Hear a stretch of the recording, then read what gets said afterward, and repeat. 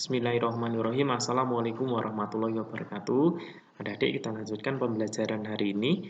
Tema 6, tema 3, pembelajaran 1 dan 2 tentang pentingnya upaya pelestarian makhluk hidup. Ya.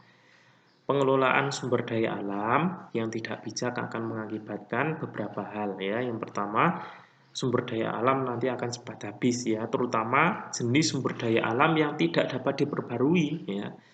Kemudian yang berikutnya menimbulkan terganggunya keseimbangan lingkungan. Kemudian terjadinya pencemaran lingkungan, sumber daya alam menjadi langka, ya. Kemudian yang terakhir menimbulkan berbagai bencana alam yang disebabkan oleh manusia, contohnya banjir, tanah longsor, kebakaran, seperti itu. Upaya pelestarian tumbuhan, ya, upaya mencegah kepunuhan tumbuhan. Yang pertama, penghijauan dan reboisasi. Ya, jadi penghijauan dan reboisasi ini bermanfaat untuk mencegah pencemaran udara dan hutan gundul, ya, biar hutannya itu tidak gundul. Yang berikutnya mencegah penebangan liar, ya. Penebangan liar ini menyebabkan kerusakan hutan, ya. Jadi sebisa mungkin untuk dicegah, ya. Kemudian yang C, tebang pilih, ya. Boleh ditebang jika berdiameter lebih dari 60 cm. Jadi sebenarnya itu ada aturannya ketika menebang pohon, ya, yaitu dengan ini aturan jika diameternya itu lebih dari 60 cm, ya, tidak asal menebang. Kemudian yang berikutnya tebang tanam, ya.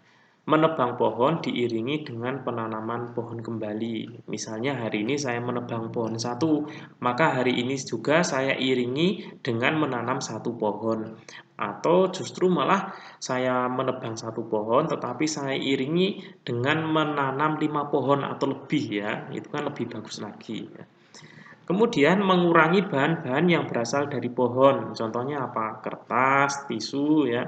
Makanya penggunaan kertas dan tisu ini kita batasi, ya. Kita hemat biar menghemat pohon itu.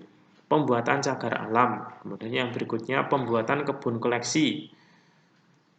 Kebun koleksi ini untuk mempertahankan jenis tumbuhan bibit unggul, ya. Kemudian pembuatan kebun plasma nutfah untuk melindungi keanekaragaman tumbuhan.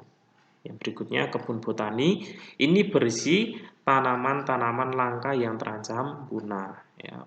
Upaya pelestarian hewan agar hewan ini tidak cepat punah. Yang pertama, pembuatan undang-undang pemburuan, ya, dibuatkan undang-undang untuk pemburuan. Jadi ada sanksinya nanti yang melakukan pemburuan secara liar.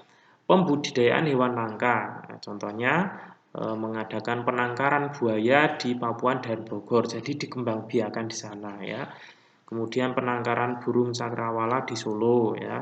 Penangkaran orangutan di Tanjung Puting, ya. Kemudian pembuatan suaka margasatwa. Yang D, mengambil telur hewan untuk ditetaskan, ya. Jadi diambil telurnya, kemudian ditetaskan, dikembangbiakan. Setelah nanti menetas itu dikembalikan lagi ke habitatnya, tidak untuk dikoleksi pribadi, ya, tapi dikembalikan lagi ke habitatnya. Kemudian yang berikutnya penggunaan bahan alternatif, bahan pengganti, ya.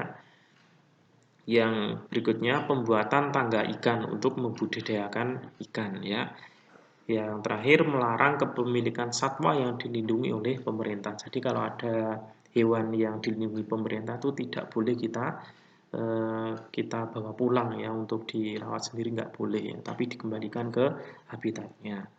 Itu anak-anak pembelajaran pada hari ini. Kemudian tugasnya hari ini nanti mengerjakan latihan soal pada buku pendamping halaman 78 dan halaman 84, ya, bagian A dan B dikerjakan di buku tulis, ya, tidak usah difoto, ya, kita koreksi besok hari Selasa. Itu anak-anak semuanya.